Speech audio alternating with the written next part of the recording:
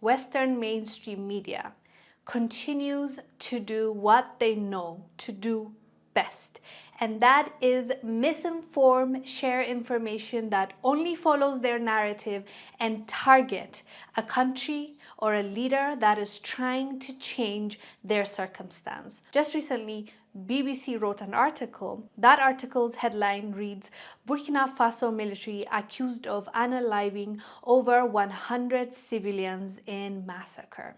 Sounds really bad, doesn't it? And it is bad. Even one civilian losing their life is extremely sad. What makes this report suspicious is the timing and what they want to focus on versus what has been going on. As you know, Burkina Faso has been dealing with insurgencies and terrorist groups since 2015. I believe even a little bit before that. That's why the French soldiers went to Burkina Faso to help the people. And as we all know the story, just a few years back, Burkina Faso had to kick out the French military troops because they haven't helped at all. If anything, reports show that ever since the French military arrived there in Burkina Faso, it has gotten worse and worse and worse. So the Burkina Faso government said, wait a minute, you've been here for years and we're not seeing the results. The terrorist groups are multiplying, the issues are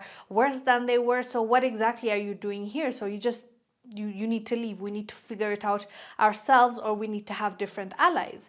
That was the proposal, and that's what making France angry at the moment. So they were kicked out of Burkina Faso. So now when Captain Ibrahim Traore, the current leader, the military leader of Burkina Faso, is trying to make moves to change the situation in Burkina Faso.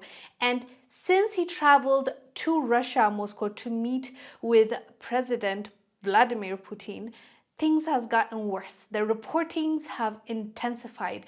And all of a sudden, the world cares about the civilians of Burkina Faso when they've been quiet, when there was a dictator for years in power. But let me read for you what this report alleges. According to this report, at least 130 civilians were unalived by Burkina Faso government forces and allied militia. The Human Rights Watch report says the massacre following an operation led by Burkina Faso's special forces resulted in widespread civilian unaliving and displacement of ethnic Fulanis.